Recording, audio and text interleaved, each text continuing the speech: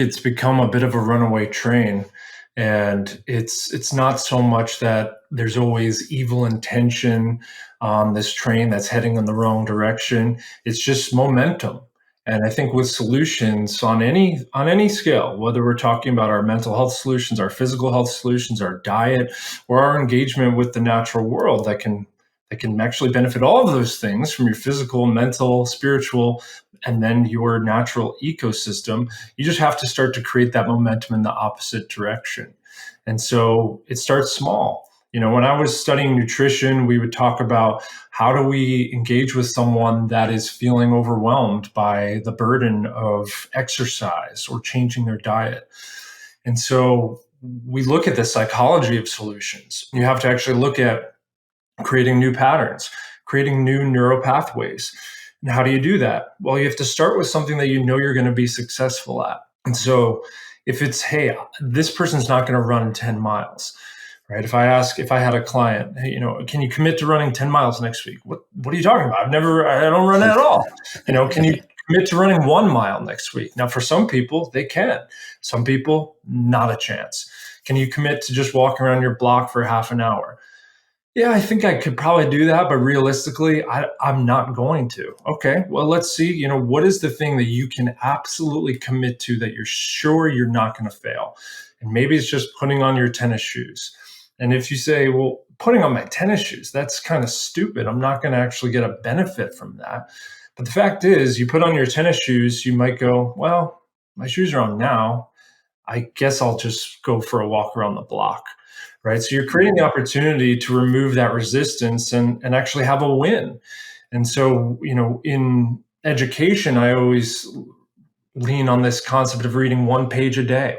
Can you commit to reading 1 page a day? You want to read that book, you didn't finish it. Don't think about reading the whole book. Just do 1 page. If you commit to reading 1 page, what inevitably happens for almost anyone is now they've got the book. They thought, all right, I'll just do 1 page. It'll take me a minute or whatever. But now I'm here. All right, I'll just keep reading. I'll read a couple more pages, right? You set yourself up for that success. And so I think when it comes to these solutions, whether they be for our own health or our environmental health, which again, I think are really the same thing, almost all in all scenarios. How do I do the thing that I can do that I know I won't fail at?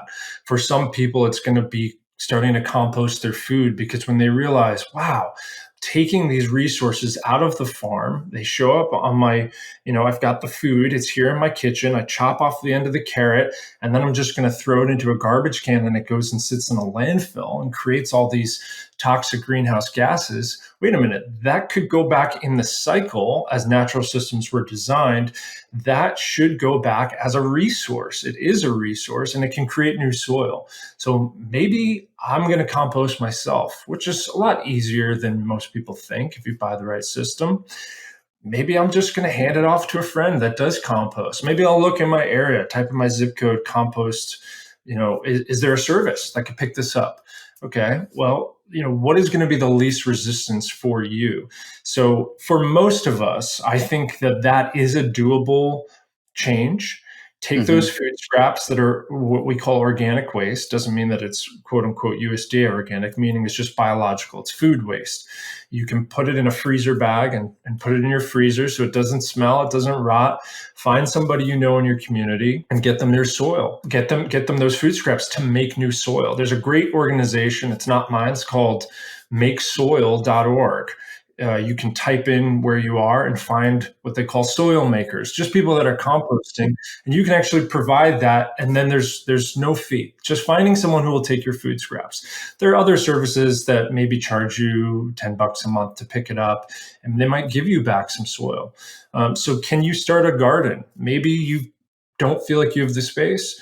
You could start a potted plant just in your house. Now, a lot of people are going to think that's not going to do anything. But again, it's like putting the tennis shoes on. It's a starting point. It's not that just planting one little seed in a little pot on your windowsill is going to automatically change the world, but you're setting in motion, a small piece of awareness of just taking care of this plant, watching a seed grow, and then you might start to have an appreciation for, the local farmers or the local nursery. Maybe you get a plot at the local community garden, or maybe just at your farmer's market, you start to think about differently. Hey, is there an opportunity for me to engage with this farmer and say, hey, what kind of practices are you using? Are you using chemicals on this? People think at farmers markets, oh, it's all a solution, but they forget that a lot of those farmers are still using conventional means. So, can you have those conversations and just inspire that farmer to maybe reconsider? Or say, hey, can I do a farm tour? Can I, volunteer for a day? That act of getting engaged with the food system is going to have a big change. We see this in children and adults alike, particularly folks that are dealing with depression, anxiety, post traumatic stress. When you get on a farm, when you get in a garden, and as you said, like just getting your hands in the soil, there is really a physiological change.